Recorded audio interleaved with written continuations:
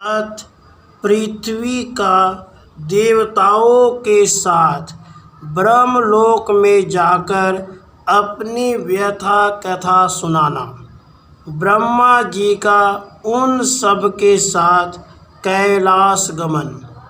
कैलाश से ब्रह्मा शिव तथा धर्म का वैकुंठ में जाकर श्री हरि की आज्ञा से गोलोक में जाना और वहाँ विरजा तट, सतसिंह पर्वत, रासमंडल एवं वृंदावन आदि के प्रदेशों का अवलोकन करना।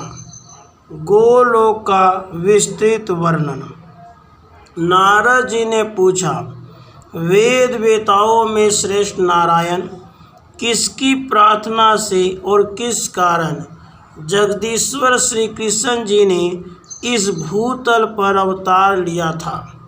श्री नारायण जी ने कहा, प्राचीन काल की बात है। वाराह कल्प में पृथ्वी असुरों के अधिक भार से आक्रांत हो गई थी। अतः शोक से अत्यंत पीड़ित हो वह ब्रह्मा जी की शरण में गई।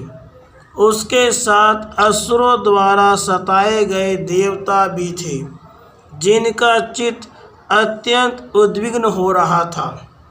पृथ्वी उन देवताओं के साथ ब्रह्मा जी की दुर्गम सभा में गई। वहाँ उसने देखा देवेश्वर ब्रह्मा ब्रह्म तेज से जाज्वल्यमान हो रहे हैं तथा बड़े बड़े ऋषि मुनीन्द्र तथा सिद्धेंद्रगण सानंद उनकी सेवा में उपस्थित है। ब्रह्मा जी कृष्ण इस 2 अक्षर के पर ब्रह्म स्वरूप मंत्र का जप कर रहे थे।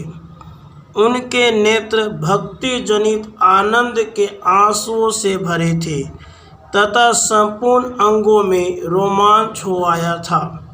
मुने देवताओं सहित पृथ्वी ने भक्ति भाव से चतुरानन को प्रणाम किया और दैत्यों के भार आदि का सारा वृत्तांत कह सुनाया।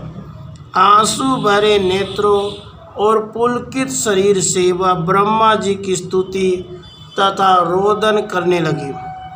तब जगद्धाता ब्रह्मा ने उससे पूछा, भद्रे, तुम क्यों स्तुति करती और रोती हो? बताओ, किस उद्देश्य से तुम्हारा आगमन हुआ है? विश्वास करो, तुम्हारा भला होगा। कल्याणी, सुस्थिर हो जाओ, मेरे रहते तुम्हें क्या भय है? इस प्रकार पृथ्वी को आश्वासन देकर ब्रह्मा जी ने देवताओं से आदर पूर्वक पूछा, देवगण, किस लिए तुम्हारा मेरे समीप आगमन हुआ है? ब्रह्मा जी की यह बात सुनकर देवता लोग उन प्रजापति से बोले, प्रभु, पृथ्वी दैत्यों के भार से दबी हुई है तथा हम भी उनके कारण संकट में पड़ गए हैं। दैत्यों ने हमें ग्रस लिया। आप ही जगत के सृष्टा हैं, शीघ्र ही हमारा उद्धार कीजिए। ब्रह्मन, आप इस पृथ्वी की गति हैं, इन्हें शांति प्रदान करें। पितामह, यह पृथ्वी जिस भार से पीड़ित है उसी से हम भी दुखी हैं, अतः आप उस भार का हरण कीजिए। देवताओं की बात सुनकर जगसृष्टा ब्रह्मा ने पृथ्वी से पूछा, बेटी, तुम भय छोड़कर मेरे पास सुखपूर्वक रहो। पद्मलोचने, बताओ, किनका ऐसा भार आ गया है जिसे सहन करने में तुम असमर्थ हो गई हो? भद्रे, मैं उस भार को दूर करूँगा, निश्चय ही तुम्हारा भला होगा। ब्रह्मा जी का यह वचन सुनकर पृथ्वी के मुख पर और नेत्रों में प्रसन्नता छा गई। वह जिस जिस कारण से इस तरह पीड़ित थी, अपनी पीड़ा की उस कथा को कहने लगी। तात, सुनिए, मैं अपने मन की व्यथा बता रही हूँ। विश्वासी बंधु बांधव के सिवा दूसरे किसी को मैं यह बात नहीं बता सकती, क्योंकि स्त्री जाति अबला होती है। अपने सगे बंधु, पिता, पति और पुत्र सदा उसकी रक्षा करते हैं, परंतु दूसरे लोग निश्चय ही उसकी निंदा करने लगते हैं। जगत पिता, आपने मेरी सृष्टि की है, अतः आपसे अपने मन की बात कहने में मुझे कोई संकोच नहीं है। मैं जिनके भार से पीड़ित हूँ उनका परिचय देती हूँ, सुनिए। जो श्री कृष्ण भक्ति से हीन है और जो श्री कृष्ण भक्त की निंदा करते हैं, उन महापातकी मनुष्यों का भार वहन करने में मैं सर्वथा असमर्थ हूँ। जो अपने धर्म के आचरण से शून्य तथा नित्य कर्म से रहित है, जिनकी वेदों में श्रद्धा नहीं है, उनके भार से मैं पीड़ित हूँ। जो पिता, माता, गुरु, स्त्री, पुत्र तथा पोष्य वर्ग का पालन पोषण नहीं करते हैं, उनका भार वहन करने में मैं असमर्थ हूँ। पिताजी, जो मिथ्यावादी हैं, जिनमें दया और सत्य का भाव है, तथा जो गुरुजनों और देवताओं की निंदा करते हैं, उनके भार से मुझे बड़ी पीड़ा होती है। जो मित्रद्रोही, कृतघ्न, झूठी गवाही देने वाले, विश्वासघाती तथा धरोहर हड़प लेने वाले हैं, उनके भार से भी मैं पीड़ित रहती हूँ। जो कल्याणमय सूक्तों, साम मंत्रों तथा एकमात्र मंगलकारी श्रीहरि के नामों का विक्रय करते हैं, उनके भार से मुझे बड़ा कष्ट होता है। जो जीवघाती, गुरुद्रोही, ग्राम पुरोहित, लोभी, मुर्दा जलाने वाले तथा ब्राह्मण होकर शूद्र अन्न भोजन करने वाले हैं, उनके भार से मुझे बड़ा कष्ट होता है। जो मूढ़ पूजा, यज्ञ, उपवास, व्रत और नियम को तोड़ने वाले हैं, उनके भार से मुझे बड़ी पीड़ा होती है। जो पापी सदा गौ, ब्राह्मण, देवता, वैष्णव, श्रीहरि, हरि कथा और हरि भक्ति से द्वेष करते हैं, उनके भार से मैं पीड़ित रहती हूँ। विधे, शंखचूड़ के भार से जिस तरह मैं पीड़ित थी, उससे भी अधिक दैत्यों के भार से पीड़ित हूँ। प्रभु, यह सब कष्ट मैंने कह सुनाया, यही मुझ अनाथा का निवेदन है। यदि आपसे मैं सनाथ हूँ तो आप मेरे कष्ट के निवारण का उपाय कीजिए। यूँ कहकर वसुधा बार बार रोने लगी।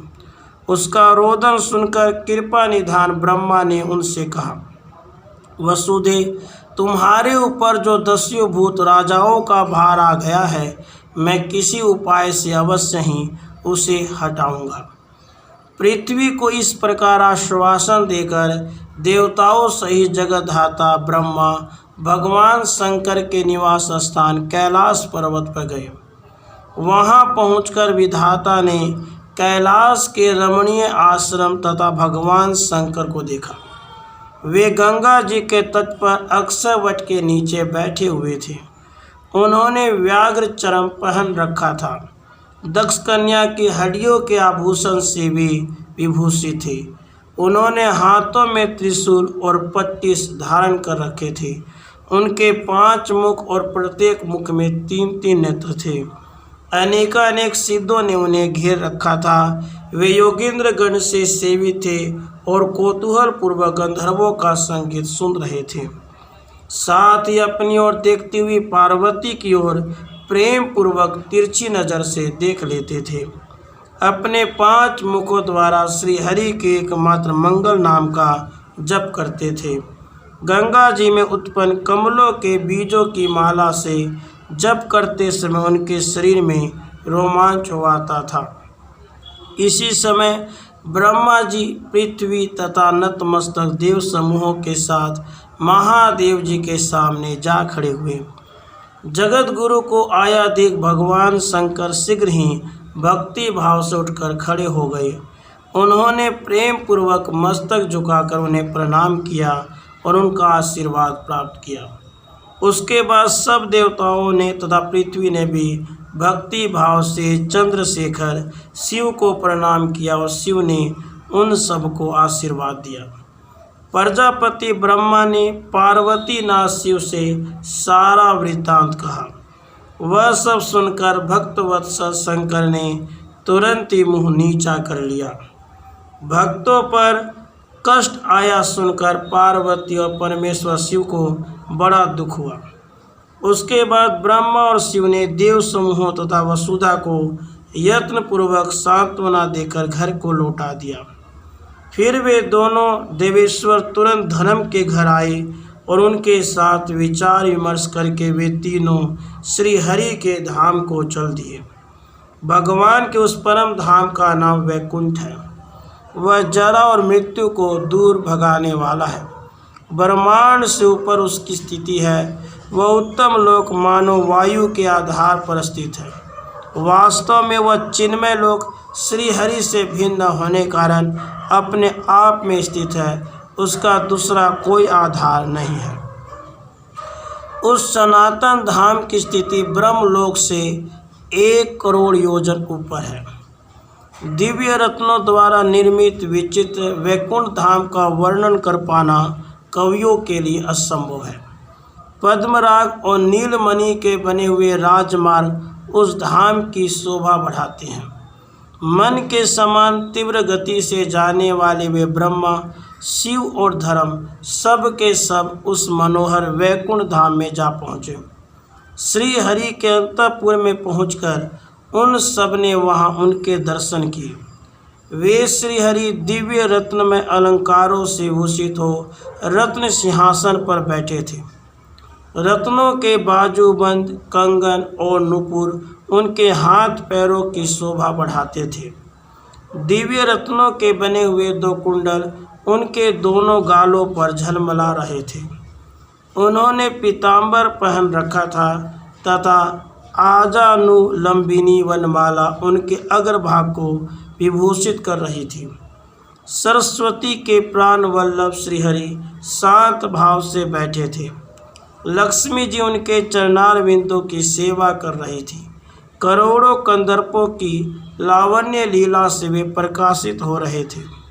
उनकी 4 भुजाएं थी और मुख पर मंद मंद मुस्कान की छटा छा रही थी।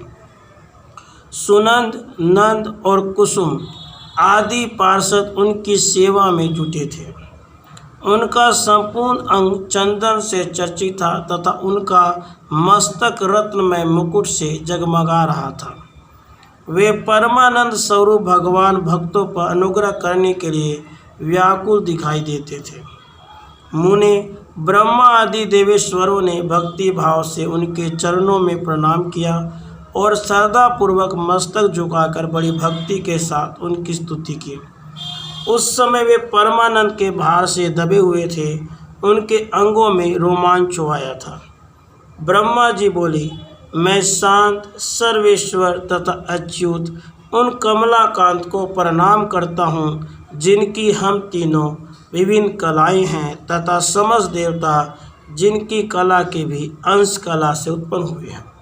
निरंजन, मनु, मुनीन्द्र, मानव तथा चराचर प्राणी आपसे ही आपके कला की अंश कला द्वारा प्रकट हुए हैं। भगवान शंकर जी ने कहा, आप अविनाशी तथा अविकारी हैं। योगी जन आप में रमण करते हैं। आप अव्यक्त ईश्वर हैं। आपका आदि नहीं है परंतु आप सबके आदि हैं। आपका स्वरूप आनंदमय है। आप सर्वरूप हैं। अणिमा आदि सिद्धियों के कारण तथा सबके कारण हैं। सिद्धि के ज्ञाता, दाता और सिद्धि रूप है। आपकी स्तुति करने में कौन समर्थ है। धर्म जी बोले, जिस वस्तु का वेद में निरूपण किया गया है उसी का विद्वान लोग वर्णन कर सकते हैं।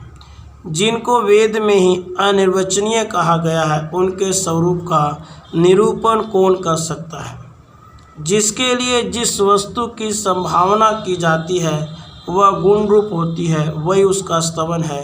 जो निरंजन, निर्मल तथा गुणों से पृथक निर्गुण है, उन परमात्मा की मैं क्या स्तुति करूं।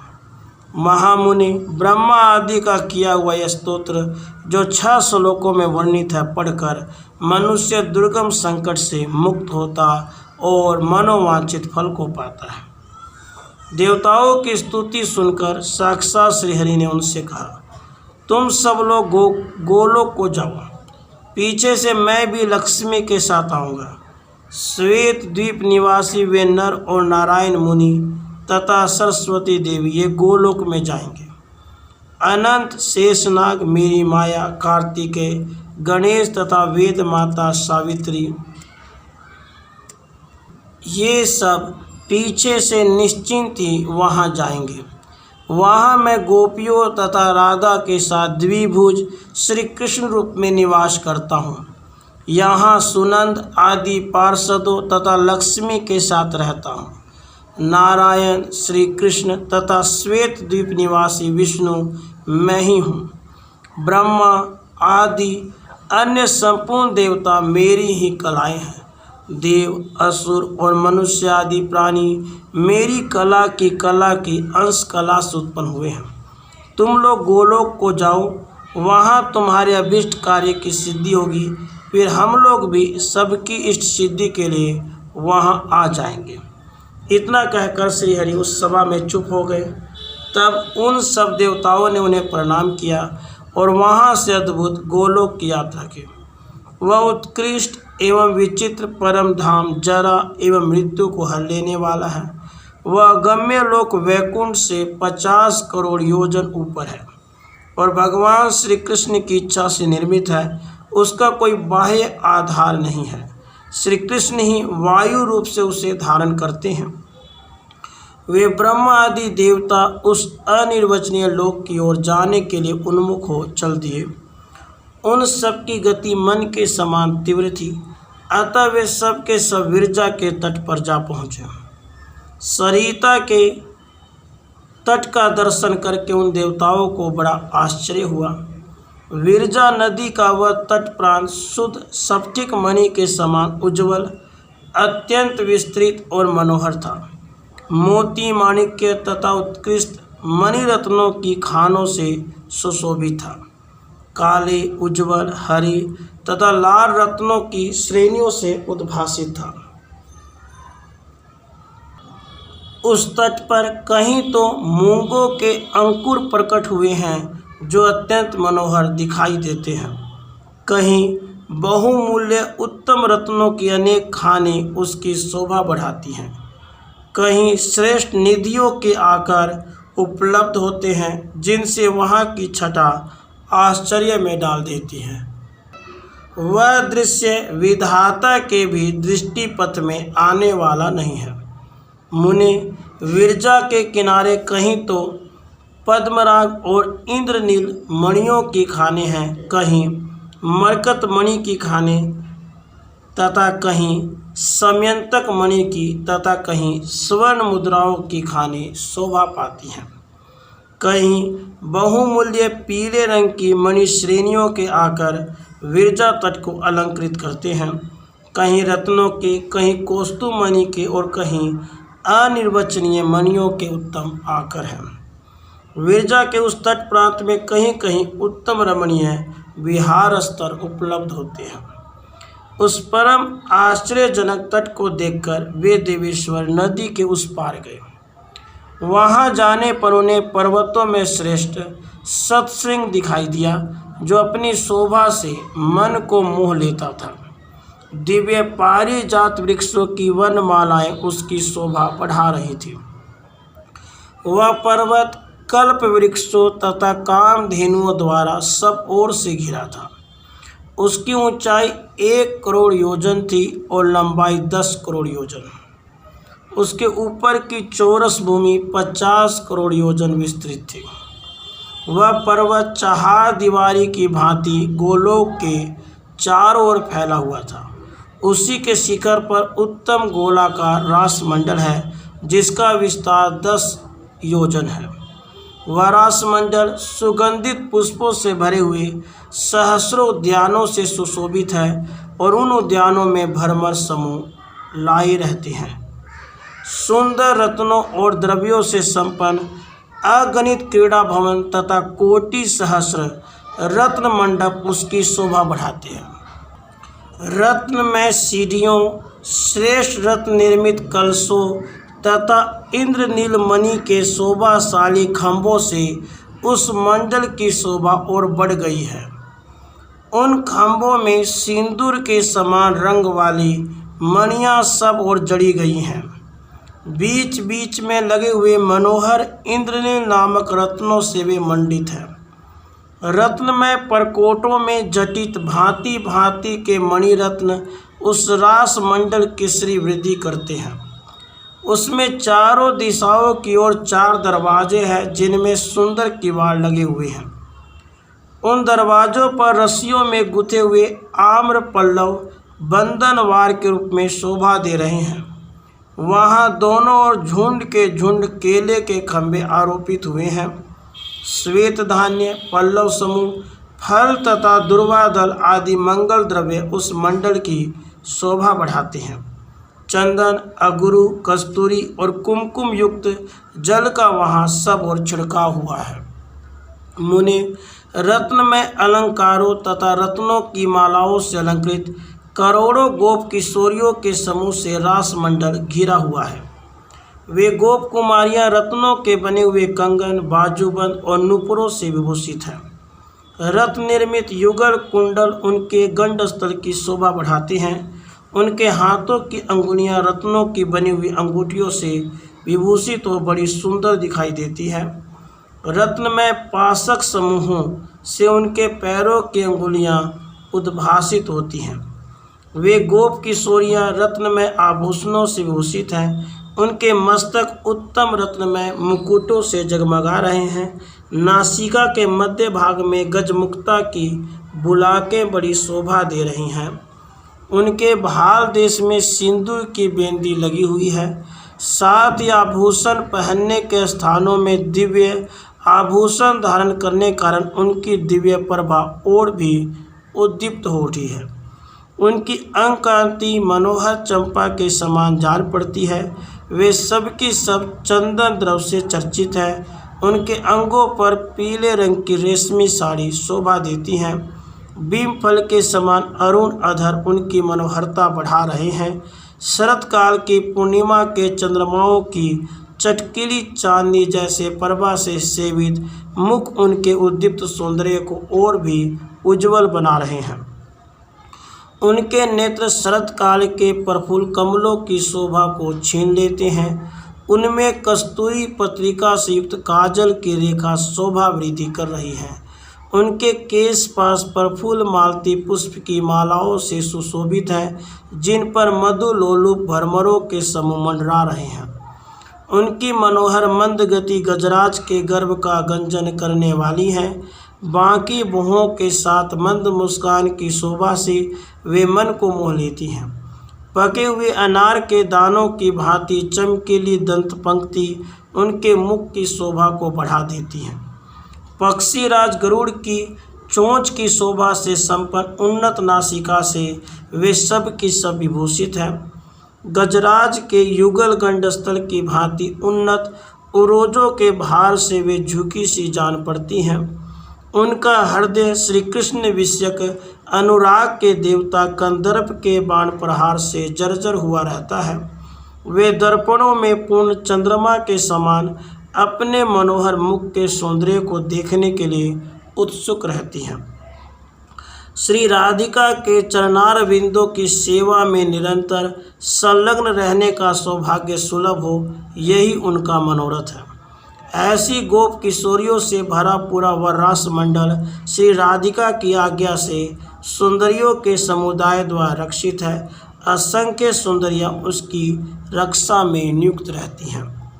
श्वेत, रक्त एवं लोहित वर्ण वाले कमलों से व्याप्त एवं सुशोभित लाखों क्रीड़ा सरोवर रास मंडल को सब ओर से घेरे हुए हैं, जिनमें असंख्य भ्रमरों के समुदाय गूंजते रहते हैं।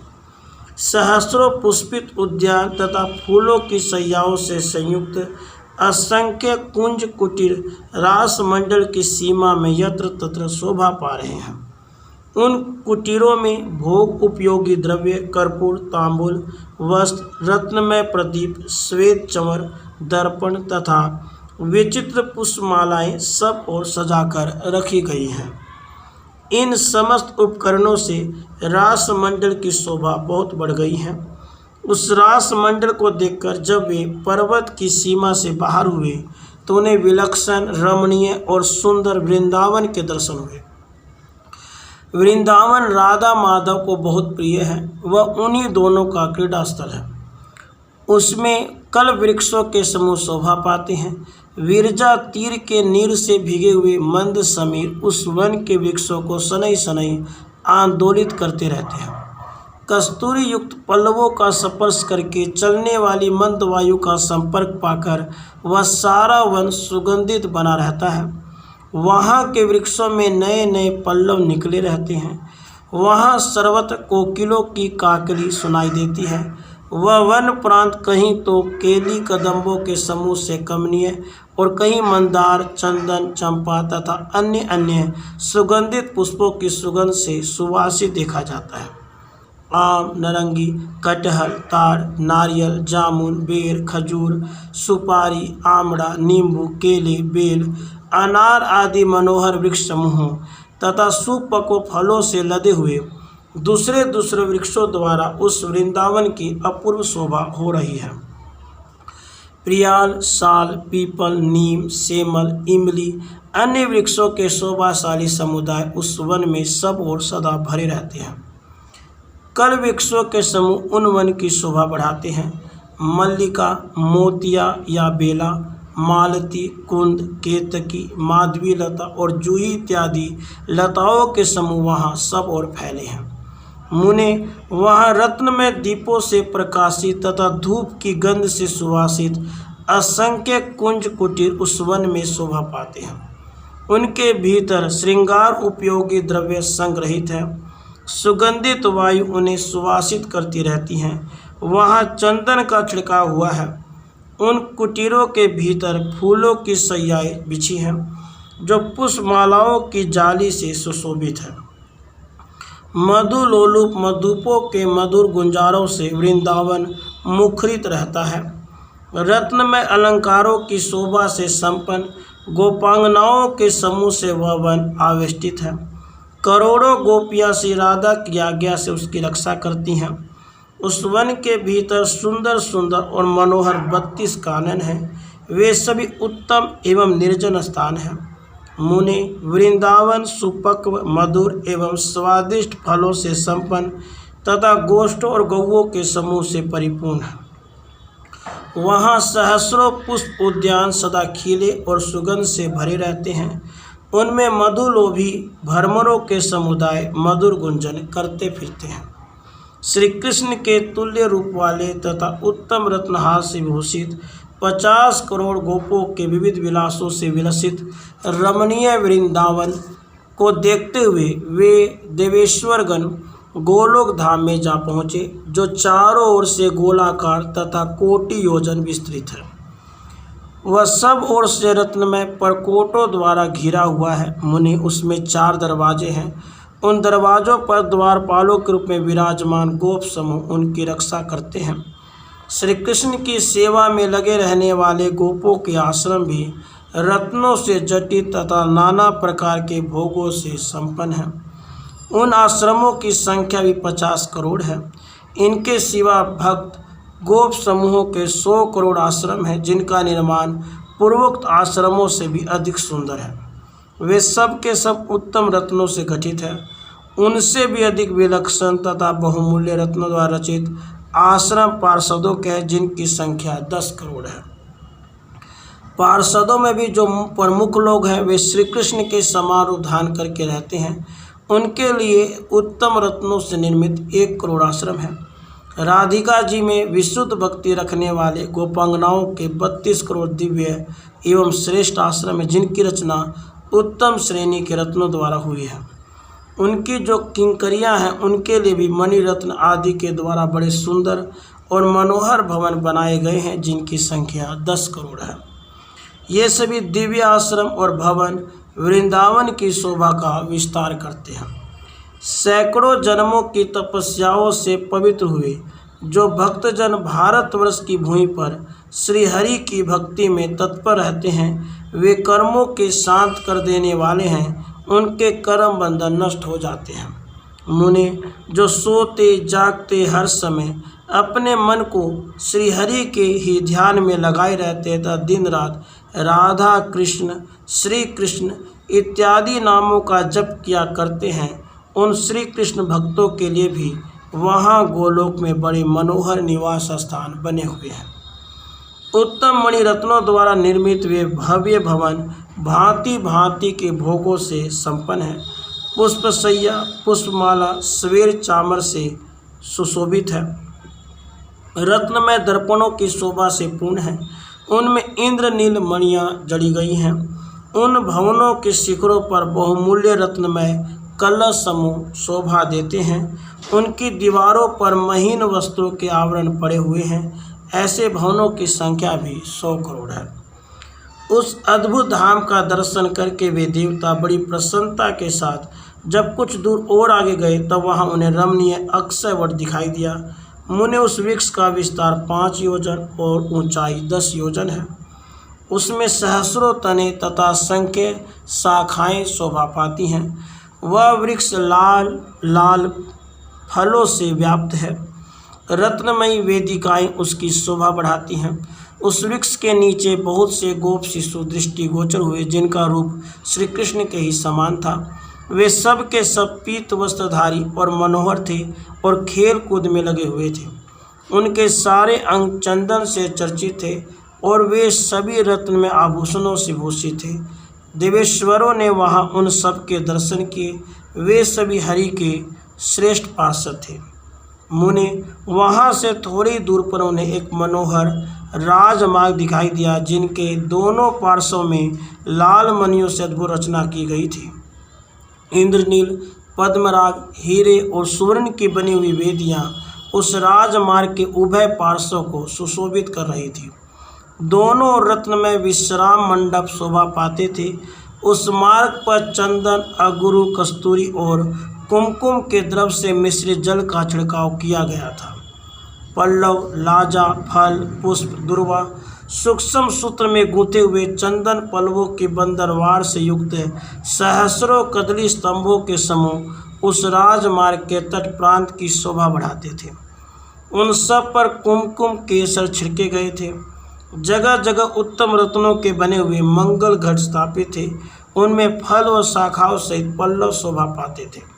सिंदूर कुमकुम गंध और चंदन से उनकी अर्चना की गई थी। पुष्पमालाओं से भूषित हुए वे मंगल कलश उबर पार्श्व में उस राजमार्ग की शोभा वृद्धि करते थे। क्रीड़ा में तत्पर हुई झुंड की झुंड गोपिकाएं इस मार्ग को घेरे खड़ी थी। उपयुक्त मनोरम प्रदेश चंदन अगुरु कस्तूरी और कुमकुम के द्रव्य से चर्चित थे। बहुमूल्य रत्नों से वहाँ मणिमय सोपानों का निर्माण किया गया था। कुल मिलाकर 16 द्वार थे, जो अग्नि शुद्ध रमणीय चिन्मय वस्त्रों श्वेत चामरों दर्पणों रत्नमयी शैयाओं तथा विचित्र पुष्पमालाओं से शोभायमान थे। बहुत से द्वारपाल उन प्रदेशों की रक्षा करते थे।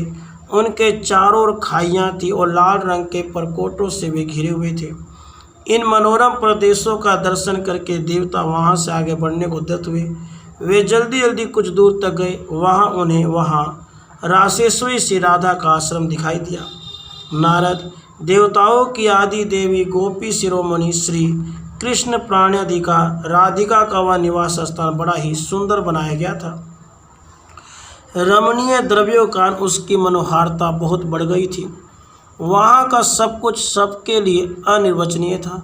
बड़े से बड़े विद्वान भी उस स्थान का सम्यक वर्णन नहीं कर पाएंगे। वह मनोहर आश्रम गोलाकार बना है तथा उसका विस्तार 12 कोस का है। उसमें 100 मंदिर बने हुए हैं। वह अद्भुत आश्रम दिव्य रत्नों के तेज से जगमगाता रहता है। बहुमूल्य रत्नों के सार समूह से उसकी रचना हुई है। वह दुर्लंघ एवं गहरी खाइयों से सुशोभित है। कल्प वृक्ष उस आश्रम को सब ओर से घिरे हुए हैं। उसके भीतर सैकड़ों पुष्प उद्यान शोभा पाते हैं। बहुमूल्य रत्नों द्वारा निर्मित परकोटों से वह आश्रम मंडल घिरा हुआ है। उसमें 7 दरवाजे हैं, जो सभी उत्तम रत्नों की बनी हुई वेदिकाओं से युक्त है। उन दरवाज़ों में विचित्र रत्न जड़े हुए हैं और नाना प्रकार के चित्र बने हैं। क्रमशः बने हुए इन 7 द्वारों को पार करने पर वह आश्रम 16 द्वारों से युक्त है। देवताओं ने देखा, उसकी 4 दीवारी सहस्र धनुष ऊंची है। उत्तम रत्नों के बने हुए अत्यंत मनोहर छोटे छोटे कलशों के समुदाय अपने तेज से उस पर कीटों को उद्भासित कर रहे हैं। उसे देखकर देवताओं को बड़ा विस्मय हुआ। वे उसकी परिक्रमा करते बड़ी प्रसन्नता के साथ कुछ दूर और आगे गए। सामने चलते हुए इतने आगे बढ़ गए कि वह आश्रम उनसे पीछे हो गया। मुने उसके बाद उन्होंने गोपों और गोपिकाओं के उत्तम आश्रम देखे, जिनमें बहुमूल्य रत्न जड़े हुए हैं। उनकी संख्या 100 करोड़ है। इस प्रकार सब और गोपों और गोपिकाओं के संपूर्ण आश्रम को तथा अन्य नए नए रमणीय स्थलों को देखते देखते उन देवेश्वरों ने समस्त गोलोक का निरीक्षण किया। वह सब देखकर उनके शरीर में रोमांच हो आया। उसके बाद फिर वही गोलाकार रम्य वृंदावन, सत्संग पर्वत और उसके बाद विरजा नदी दिखाई दी। विरजा नदी के बाद देवताओं ने सब कुछ सुना ही देखा। वह अद्भुत गोलोक उत्तम रत्नों से निर्मित तथा वायु के आधार पर स्थित है। श्री राधिका की आज्ञा का अनुसरण करते हुए परमेश्वर श्री कृष्ण की इच्छा से उसका निर्माण हुआ है। वह केवल मंगल का धाम है और सहस्रों सरोवरों से सुशोभित है। मुनि देवताओं ने वहाँ अत्यंत मनोहर नृत्य तथा सुंदर ताल से युक्त रमणीय संगीत देखा, जहाँ राधा कृष्ण के गुणों का अनुवाद हो रहा था। उस अमृत उत्तम गीत को सुनते ही वे देवता मूर्छित हो गए। फिर क्षण भर में सचेत हो मन ही मन श्री कृष्ण का चिंतन करते हुए उन्होंने स्थान स्थान पर परम आश्चर्यमय मनोहर दृश्य देखे। नाना प्रकार के वेश धारण किए समस्त गोपिकाएं उनके दृष्टिपथ में आई। कोई अपने हाथों में मृदंग बजा रही थी, किन्हीं के हाथों में वीणा वादन हो रहा था, किन्हीं के हाथ में चंवर थे, किन्हीं के करताल, किन्हीं के हाथों में यंत्र वाद्य शोभा पा रहे थे। कितने ही रत्नमय नूपुरों की झनकार फैला रही थी। बहुतों के रत्नमय कांजी बज रही थी, जिसमें शुद्र घंटिकाओं के शब्द गूंज रहे थे। किन्हीं के माथे पर जल से भरे घड़े थे, जो भांति भांति के नृत्य के प्रदर्शन का मनोरथ लिए खड़ी थी। नारद कुछ दूर और आगे जाने पर उन्होंने बहुत से आश्रम देखे, जो राधा की प्रधान सखियों के आवास स्थान थे। वे रूप, गुण, वेश, यौवन, सौभाग्य और अवस्था में एक दूसरे की समान थी। श्री राधा की समवयस्का सखियाँ 33 गोपियाँ हैं, जिनकी वेशभूषा अनिर्वचनीय। उनके नाम सुनो: सुशीला, शशिकला, यमुना, माधवी, रति, कदममाला, कुंती, जाह्नवी, स्वयंप्रभा, चंद्रमुखी, पद्ममुखी, सावित्री, सुधामुखी, शुभा, पद्मा, पारिजाता, गौरी, सर्वमंगला, कालिका, कमला, दुर्गा, भारती, सरस्वती, गंगा, अंबिका, मधुमती, चंपा, अर्पणा, सुंदरी, कृष्णप्रिया, सती, नंदिनी और नंदना। ये सब की सब समान रूप वाली हैं। इनके शुभ्र आश्रम रत्नों और धातुओं से चित्रित है। नाना प्रकार के चित्रों से चित्रित होने के कारण वे अत्यंत मनोहर प्रतीत होते हैं। उनके शिखर बहुमूल्य रत्न में कलश समूहों से जाज्वल्यमान है। उत्तम रत्नों द्वारा उनकी रचना हुई है। गोलोक ब्राह्मण से बाहर और ऊपर है, उससे ऊपर दूसरा कोई और लोक नहीं है। ऊपर सब कुछ शून्य ही है, वहीं तक सृष्टि की अंतिम सीमा है। 7 रसातलों से भी नीचे सृष्टि नहीं है। रसातलों से नीचे जल और अंधकार है, जो अगम्य और अदृश्य है। राधे कृष्ण।